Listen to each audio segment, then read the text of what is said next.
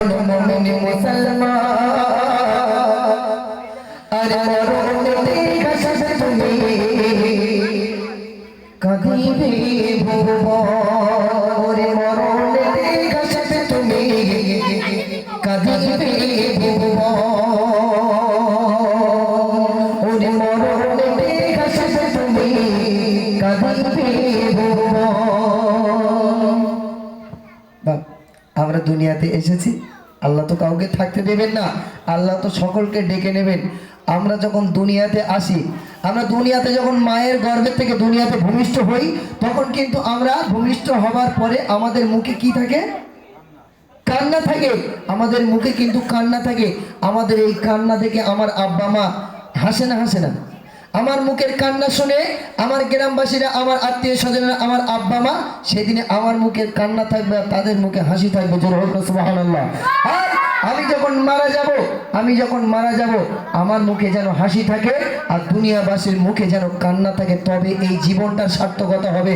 নইলে সারাটা জীবন 40টা 50টা বছর এই দুনিয়াদারি করার কোনো লাভ নেই। দুনিয়াতে কষ্ট করে করে চলে যাবেন, কবরে গেলে আবার মারবে। তাই কবি বলছে, দেখুন, এমন জীবন করো গঠন মুমিন মুসলমান আরে মরণ দেখা সব তুমি কবি ভুবো রে মরণ দেখা সব তুমি কবি ভুবো।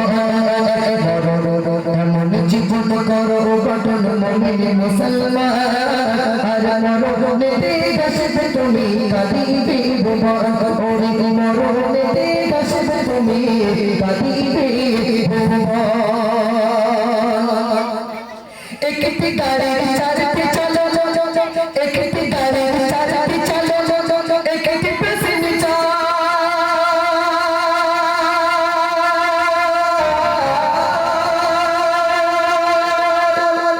এতক্ষণ যা গজল শুনেছে আমাদের শিল্পী ভাইদের মুখ থেকে,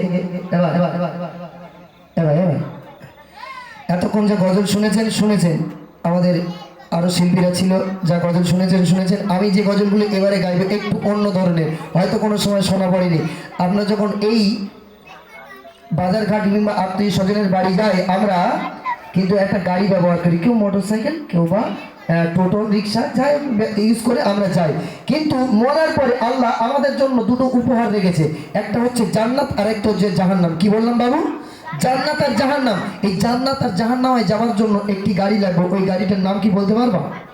খাটিয়া। এই খাটিয়ার চাকা কটা বলতে পারবা? তোমরা খুশি মারবে 4টে চাকা? হ্যাঁ ও ভাই, খাটিয়ার নাকি 4টে চাকা। কিসের চাকা? টায়ার?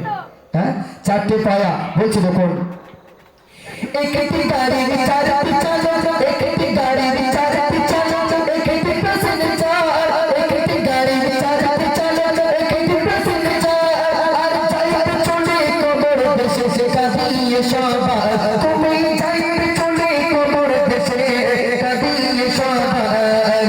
সেই মরণ গাড়ি আসবে বাড়ি, সেই মরণ গাড়ি আসবে বাড়ি, হলে যে মরণ, সেই মরণ গাড়ি আসবে বাড়ি, হলে যে মরণ। আর সেই গাড়িতে তুলে দেবে আত্মীয় স্বজন তোমার, সেই গাড়িতে তুলে দেবে আত্মীয় স্বজন। আমি আপনি যখন মারা যাব, আমার বাড়িতে ওই গাড়িটা আনার জন্য কাউকে বলতে হবে না, ওই গাড়িটা ভাড়া করতে হবে বা ভাড়া করতে হবে না, কেউ না কেউ এনে আমার দরওয়াজার সামনে হাজির করিয়ে দেবে। আমার গ্রামবাসীরা আমাকে নতুনভাবে সাজিয়ে ওই গাড়িতে তুলে দেবে আর বলবে, সিরাজুল ইসলাম, আজ থেকে এই বিল্ডিং, এই বালাখানার দরজা তোর জন্য বন্ধ, চলে যা, তোর জন্য কবরস্থানে একটা জায়গা করা আছে, সেখানে চলে যা, ওই বাড়িটা তোর আপন বাড়ি। বলছে দেখুন, নেই জানালা নেই দরজা এমন কঠিন ঘর,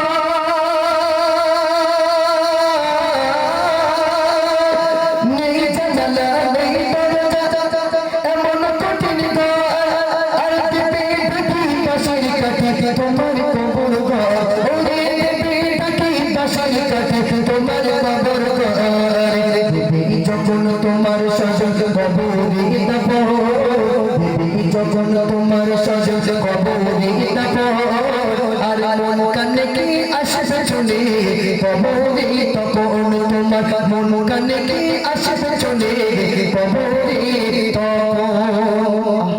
আমাকে যখন দাফন করা হবে, দুটো ফেরেশতা আল্লাহ পাঠাবে 3টে প্রশ্ন করার জন্য। আমরা সবাই জানি দুটো ফেরেশতা পাঠাবে তিনটে প্রশ্ন করার জন্য।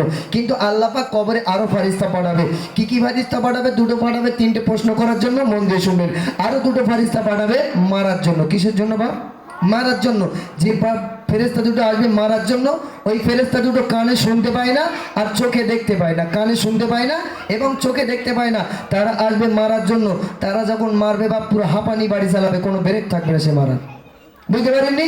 হ্যাঁ, আরো দুটো ফেরেশতা এসে আমাকে ডাকবে যে সিরাজুল ইসলাম, দুনিয়াতে 50 বছর বেঁচে ছিলে, জীবনে যত ভালো কাজ করেছো আর কত মেয়ের ফোন নাম্বার দিয়েছো, কত লোকের জমির আল ঠেনেছো, আজকে তোমার লিখতে হবে। হ্যাঁ, আমি সেই সময় বলবো খাতা কোথায়? কবি বলছি দেখুন, বলবে এসে তুই ফেরেশতা, বলবে এসে তুই ফেরেশতা, লেখো জীবনের আমল। বলবে এসে তুই ফেরেশতা, লেখো জীবনের আমল। আর লিখতে গিয়ে চোখের পানি ঝরবে ওনার মন, তোমার লিখতে গিয়ে চোখের পানি ঝরবে ওনার মন। সেদিন তোমার খাতা হবে, বন্দি শুনছে, সেদিন তোমার খাতা হবে, তোমার কাপড়। সেদিন তোমার খাতা হবে, তোমার কাপড়। সেদিন তোমার খাতা হবে, তোমার কাপড়। আর লোকের থুতু কালি হবে, আর লোকের থুতু কালি হবে, আমল ভিজে কলম। লোকের থুতু কালি হবে, আমল ভিজে কলম। তাহলে খাতা হবে কি কবরে গিয়ে? কাফনের কাপড়। কালি হবে কি? মন দিয়ে শুনুন, খাতা হবে কাফনের কাপড়, কালি হবে গালের থুতু, কলম হবে শাহাদাত আঙুল। আহারে, আমাকে আপনাকে সেদিন নিজের হাতে নিজের আমলগুলো লিখতে হবে। 50 বছর 40 বছর জীবনে যা কিছু করেছি সব নিজের হাতে ওই কাফনের উপরে লিখতে হবে। লেখা শেষ হয়ে যাবে, আমার আমল ফারিস্তারা আমার গলায় ঝুলিয়ে দিয়ে তারা চলে যাবে। কপাল যদি ভালো হয় বেঁচে গেলাম, আর কপাল যদি খারাপ হয় শুধু কোমরে লাথি মারবে। ও ফেরেশতা কোমরে মারো কেন? বিরাট লাগে বলে মনে নেই? হ্যাঁ, বিয়ে করে শ্বশুর বাড়ির থেকে আটটিয়ার গাড়ি লিখলি, ওই জন্য কিক মেরে দেখতিস কিরম স্টার্ট হচ্ছে। হ্যাঁ, আর একটা ফেরেশতা মাথায় মারবে, মুগুরির বাড়িও বাড়িতে মাথায় মারে কেন বলে মনে নেই? 8:30টার পরে সিরিয়ালের মাথা চিবিয়ে খেয়েছিস আর পাবজি ফ্রি ফায়ার ঠুসঠাস করে খেলেছিলিস, ওই জন্য শালা আজকের হেডশট হচ্ছে। বুঝতে পারেননি? হ্যাঁ, এই দুনিয়াতে আমাকে আপনাকে আল্লাহ থাকতে দেবেন না। বলছে দেখুন, আখিরাতের পরম তোমায় দেখি দুনিয়া, আখিরাতের পরম তোমায় দেখি দুনিয়া। আর মনে রেখো দুনিয়া আমার থাকার জায়গা নয়, তুমি মনে রেখো এই দুনিয়া থাকার জায়গা নয়। আখিরাতের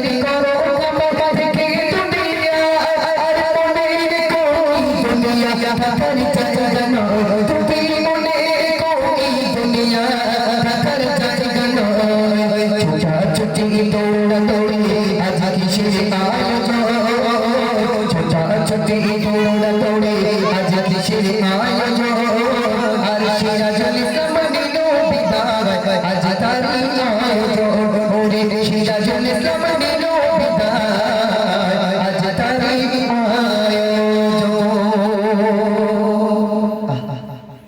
মারা যাবার পরে 3টে আয়োজন হবে আমার বাড়িতে।